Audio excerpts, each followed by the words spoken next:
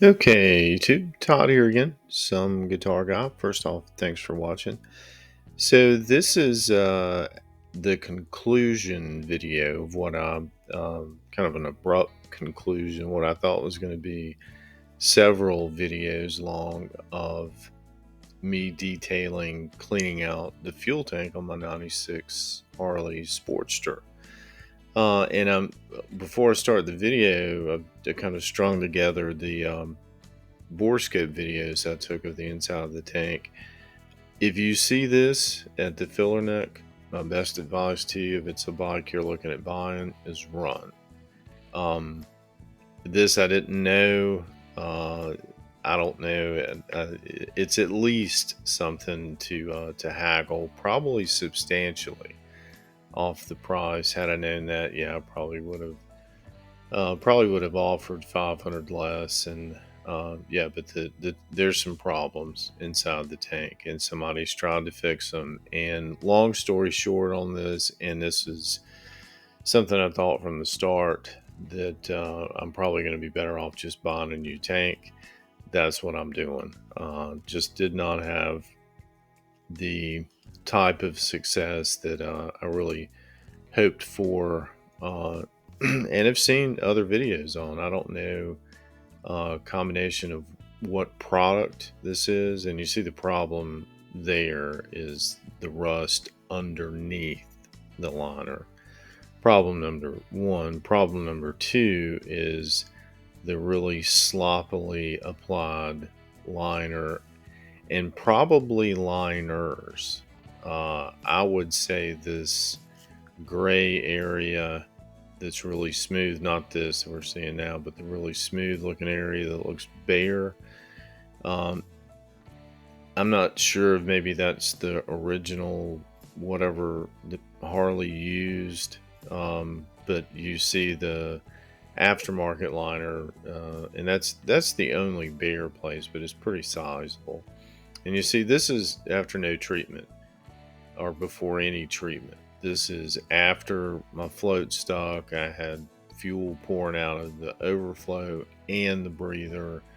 So I drained the tank and wanted to see, and yeah, that's where the rust was coming from. So I hoped the plan was um, to use a solvent, whichever was going to work on this product, or this may be multiple products, and hopefully melt this stuff off, and be able to kind of pour pour the remains out, flush it out, treat the tank, and then kind of motor on and be able to restore the tank. And yeah, at a pretty minimal cost, the cost of the solvent. Problems were, first of all, I don't know what product this is, and secondly, because of that, I don't know what solvent to use. And then I don't really want to get this this whole warehouse or closet full of all these strong solvents that I'm never going to use again, or probably never use again. And I don't want to like have to try every single solvent to see which one is going to cut this. But it was a simple enough plan. And I guess even looking back, even though I'm out the money for I tried lacquer thinner, it was completely and totally ineffective. Let it soak 24 hours and nothing. Here's a look through the fuel bung, and even there it looks like two different products, or the product is coming off. And I don't know why it's so gunked up at the front of the tank. It's just a very poor application. This looks like something I would have done at 15 or something.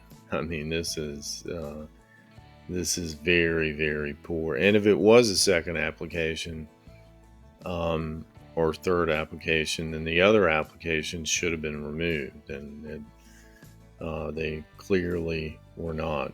Have no idea why there's a big glob behind the filler neck, um, or big globs really anywhere. It's not really that difficult to keep rotating the tank so that it does cover evenly, but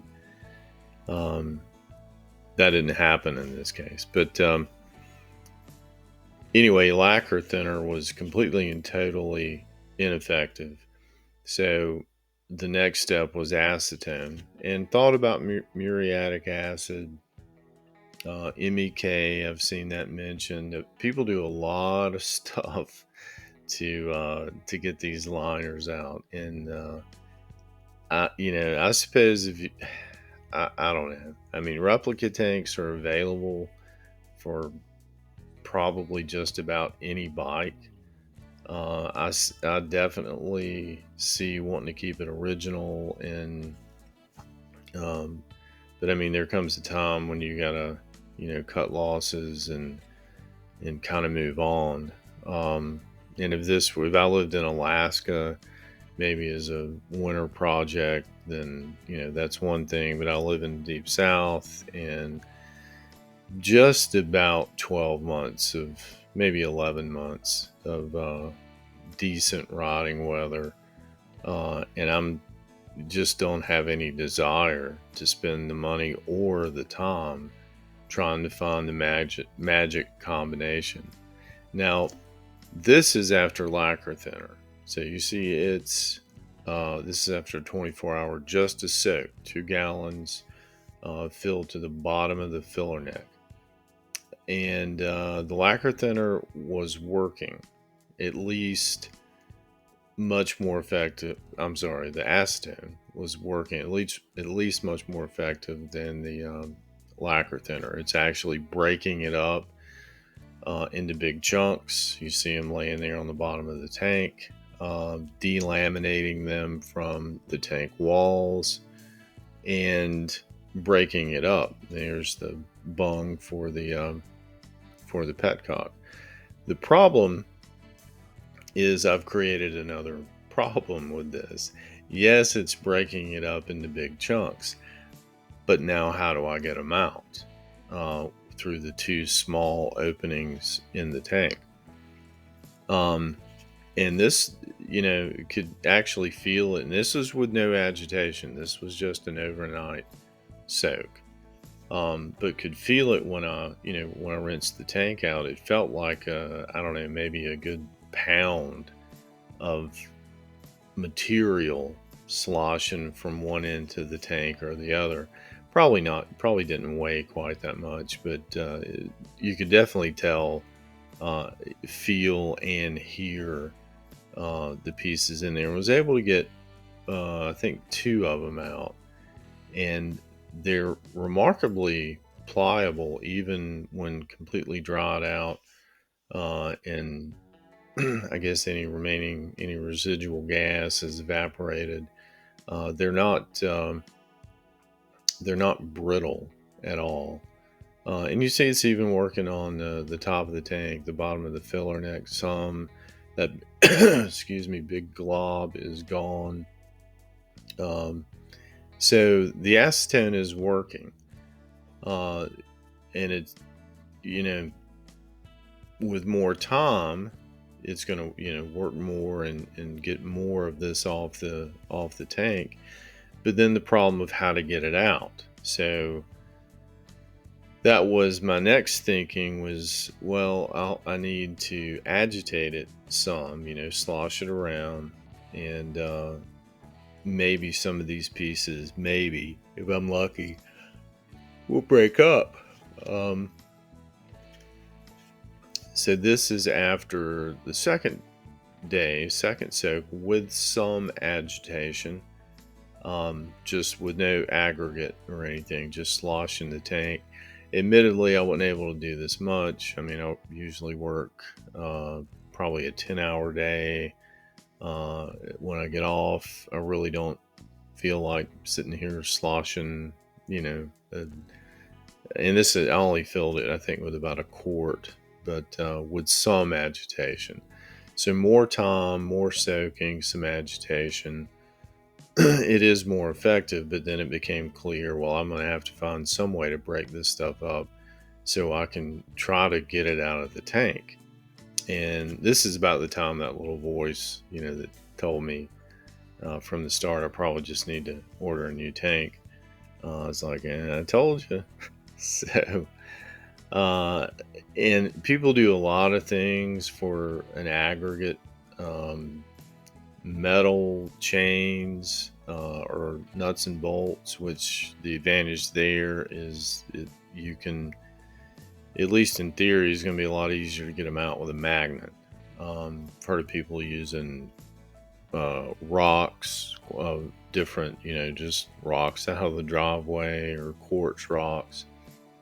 But then you still, whatever you use, you're creating, I think, two additional problems. One is you may risk dents from the inside, depending on how violently you agitate.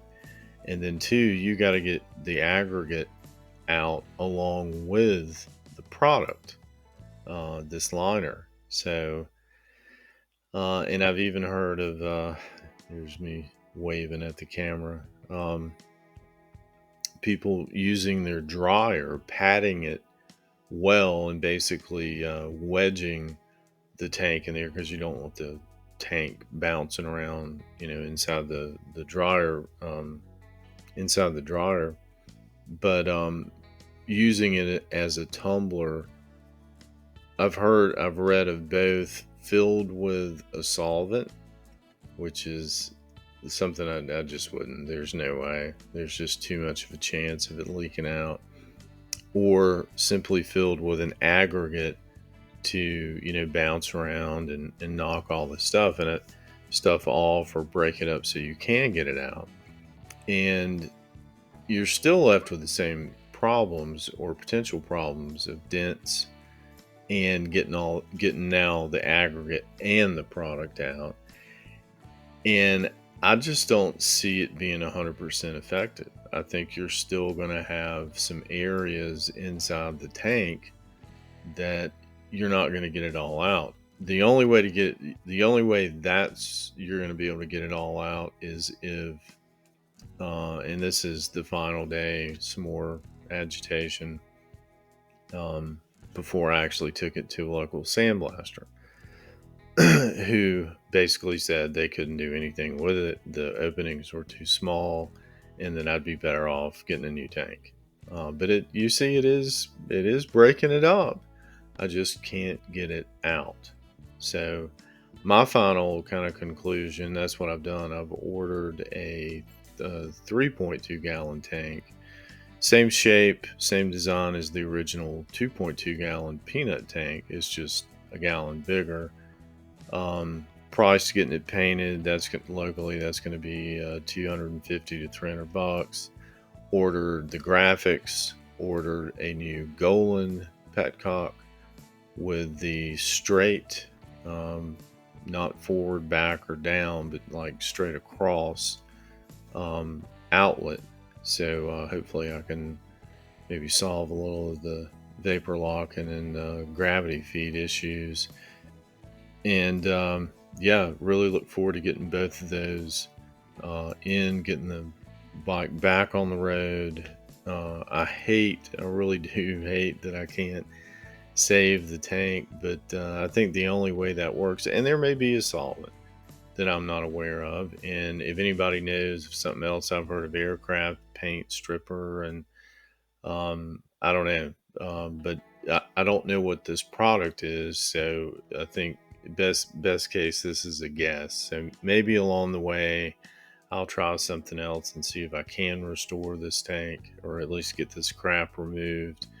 But I think the only way that works is with a solvent that turns the liner really into a sludge that you can pour out, continue to rinse, make sure you get it, as close to 100% removed as you possibly can.